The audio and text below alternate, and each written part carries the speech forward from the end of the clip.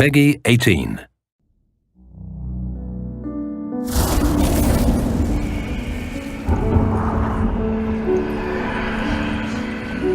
Let those who would destroy us step into the light.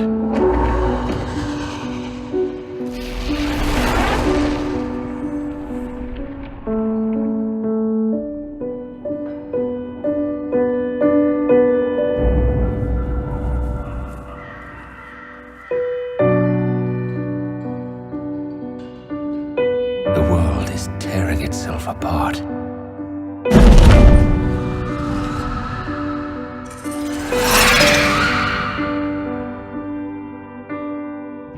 Chaos has left its mark upon me.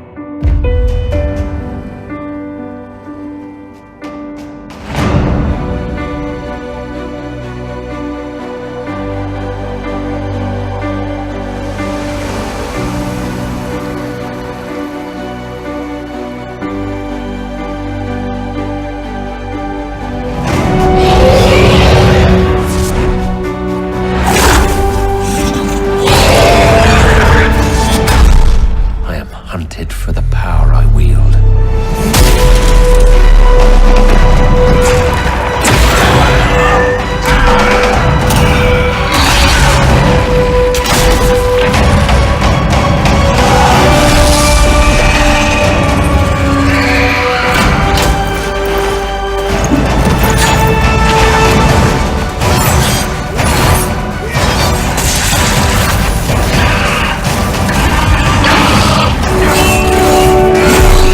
You will break. I will die first.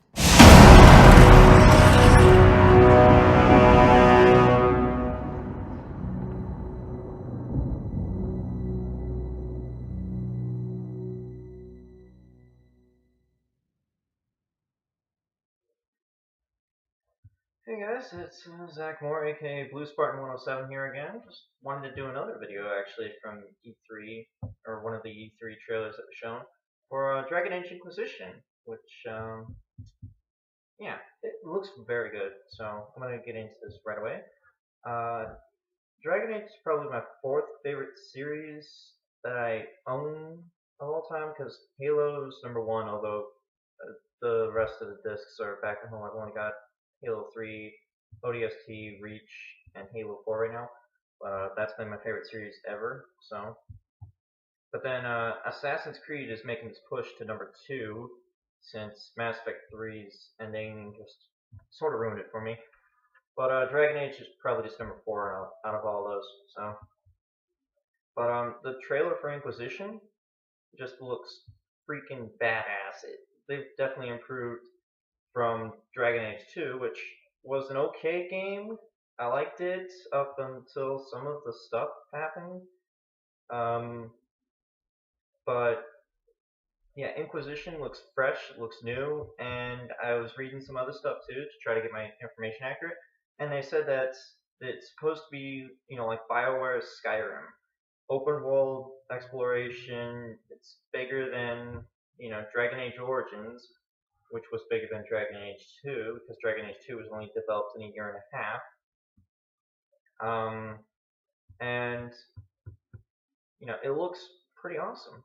Although I think they're showing off the Inquisitor's armor just like they did with Hawk.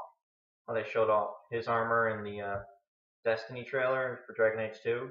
And they're also showing that Leliana is, in danger at the end of the trailer, which was, of course, at the beginning of this video. I decided to put it at the beginning instead of the end, so that way, you guys are actually interested in this kind of stuff.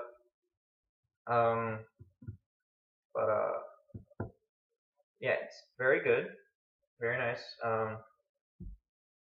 I'm just trying to decide what kind of warrior I'm going to play as, because I always play as a human male warrior for my first playthrough.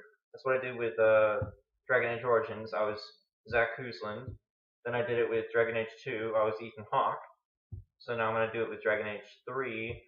I don't know which style I'm going to give him, but I do know that his name is going to be Thomas, since that's like the next name in my list of names that I would use. But, he'll be Thomas, whatever the last name will be, because they'll likely have their own last names, and if not, then he'll have a last name I created for him, which my default last name for the name Thomas is Hawthorne. Probably is not going to work though in Dragon Age series, so I might come up with something different.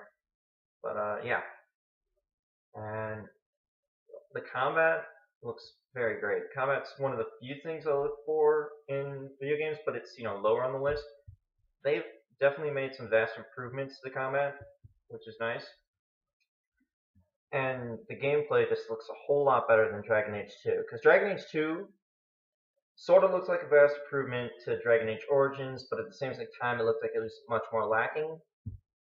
But Dragon Age Inquisition just looks beautiful. And the characters that they have shown off, like, I think his name was Iron Bull, the Canary, and the newer characters like Sarah, who I know is the lesbian female elf mage, not mage, female elf rogue, sorry. But the mage chick, damn it, I forgot her name, but she looks pretty badass, although she sort of reminds me a bit of Flemeth with that crown of hers, or hat, whatever you want to call it.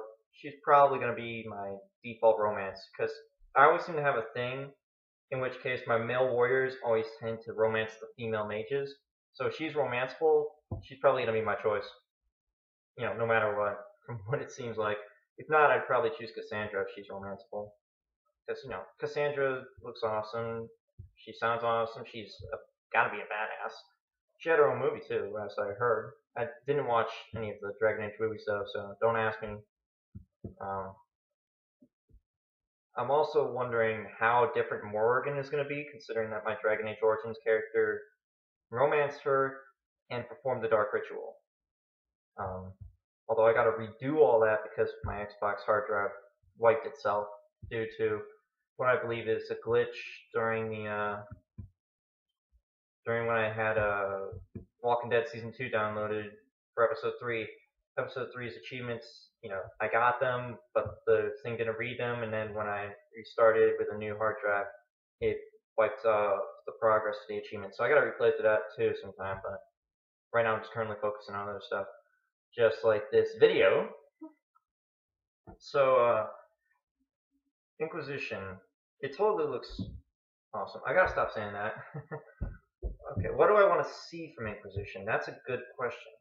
Well, I think the number one thing we should always mention is you want to see like what literally happens to the other characters. Like, where's Hawk? Where's, for my case, Kuzland? Where are they? Because Kuzland disappeared with Morgan through the portal to the Fade, and she's back. What about Kuzland? Is he like off taking care of the child? Is he back too with the child? Where are they? And will the child be important too? Because the whole Dark Ritual thing and taking the soul of the god of love, sparing it.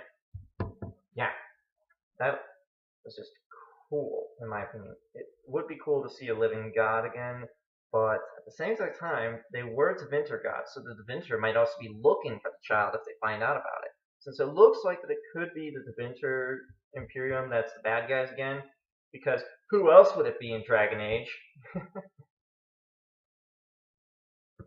Okay. And what else would I want? Well, let's see.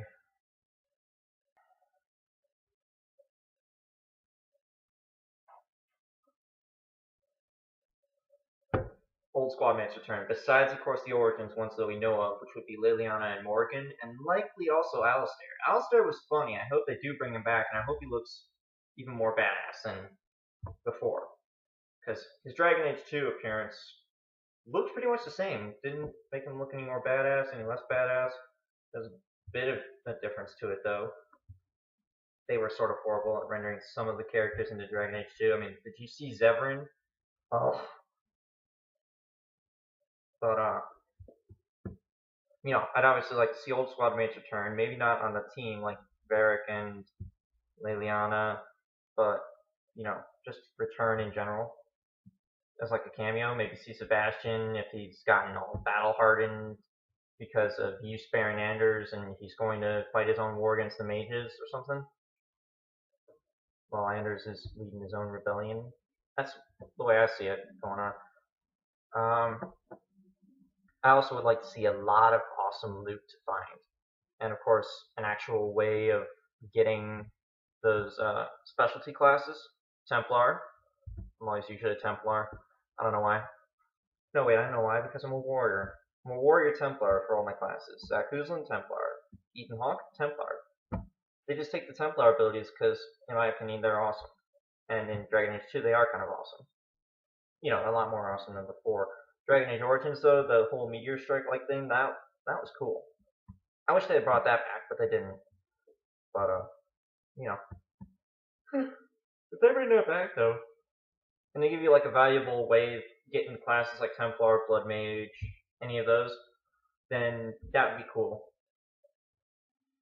Okay, one last thing I hope that they do add in, of course, is, like, real life-affecting choices. I mean, they tried that with some of their other games, and they did succeed at some moments, but then we know for a fact they failed at others. Dragon Age 2 ending, Mass Effect 3 ending, they were having trouble there. I don't know why. They were having trouble with all those. But I hope that they do make sure that they show your character can truly make the difference in Dragon Age Inquisition. And I hope it really does affect the ending quite a bit.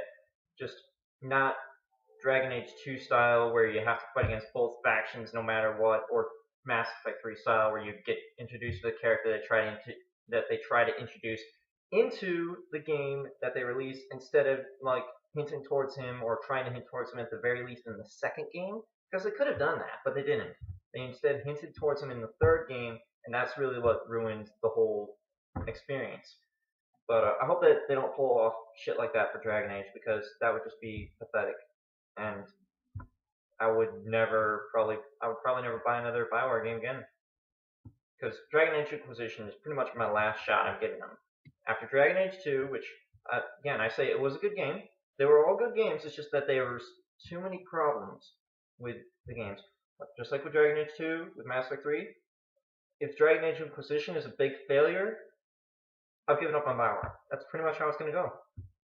It's their last chance. If they get it right, then yeah, I'll say, okay, I'll check out your later products, but if the Inquisition is just dull and stupid, I'm giving up on them. Simple. I don't need that kind of negativity, okay? At least Ubisoft can perform, good games with the Assassin's Creed series, and Bungie/343 can pull off good games with the Halo series. I know a lot of people hated Halo 4, but I personally like Halo 4. I could do another review of that if you guys randomly want to see it. But, yeah. So, I think I'm going to end this video here. Like, comment, subscribe, share, dislike if you're, going to be mean. But, just let me know what you guys think. Maybe your own opinions, maybe what you want to see on this channel, anything like that. And you can let me know. Okay, thank you. Bye. Also, one other quick thing I forgot to mention in the first recording is that I noticed in the trailer that the Inquisitor and some of his buddies were actually using weapons from like the weapon packs for Dragon Age 2, and some of the pre-order content as well, including the one shield with the lion on it. I'm wondering how they would have acquired weapons like Freedom's Promise and I forget what the name of that shield because I never got it. How would they have acquired those if they were all in Hawke's possession? I mean, did he leave them behind when he left Kirkwall from the Templars in the Mage ending, or did he leave them behind when he left instead of being Viscount for the Templar ending?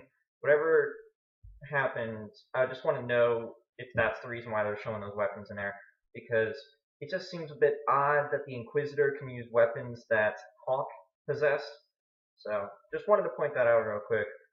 You can watch it in the trailers. You can see the one guy, I think his name is Dorian, the one male mage that's like well dressed. I think he's Tevinter as well. He had Freedom's Promise on his back in the one scene where he was just walking around in what appeared to be a dungeon with chains and tear in the veil.